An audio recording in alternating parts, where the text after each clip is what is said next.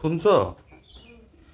এই মাছ তো শক্ত হয়ে গেছে পুরো একদম, দেখো পুরো বরফ হয়ে গেছে। ডিপ ফ্রিজে ছিল তো। হ্যাঁ, ডিপ ফ্রিজে ছিল। করবে এটা? মাছের আজকে রসা, সর্ষে পোস্ত দিয়ে আজকে রসা করব। সর্ষে পোস্ত দিয়ে রসা হয় না? পেঁয়াজ আদা রসুন দিয়ে রসা হয়? পেঁয়াজ আদা রসুন না, আদা রসুনও দিব, কিন্তু তার মধ্যে সর্ষে পোস্তও দেবো। প্রতিদিন সর্ষের ঝাল খাও পাবদা মাছের? ঝালই ভালো। হ্যাঁ, আজকে একটু অন্যরকম।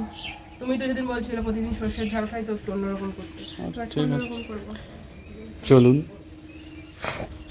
By the way, hello everyone, আমি রিম্পা। আমার নতুন একটি ভিডিওতে তোমাদেরকে অনেক অনেক স্বাগত।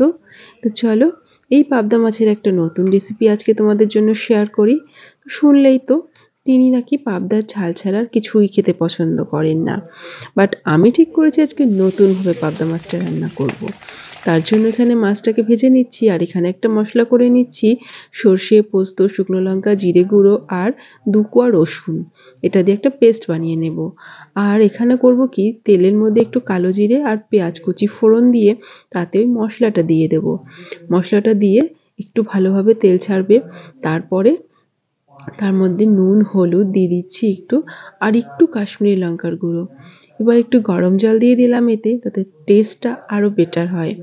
এই করতে করতে আমার গ্যাসটা ফুরিয়ে গেল। তো এবার কি করব, ইন্ডাকশনে বসিয়ে দিয়েছি। তারপর এদিকে একটু বেগুন কেটে নিচ্ছি আর একটু লাউ ভাজবো। বেগুনটা বেসিক্যালি আমার জন্য নয়, বেগুন আমি খাই না।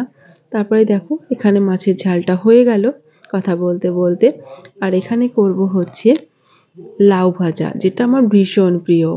লাউয়ের আমি সব রকমের রেসিপি ভীষণ ভালো খাই।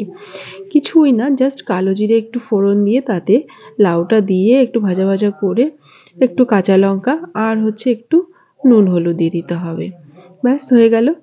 দেখো কথা বলতে বলতে রান্নাও শেষ, গরম গরম ধোয়া ওঠা ভাত আর সঙ্গে এই ভাজাগুলো আর হচ্ছে পাবদা মাছের ওই রেসিপিটা।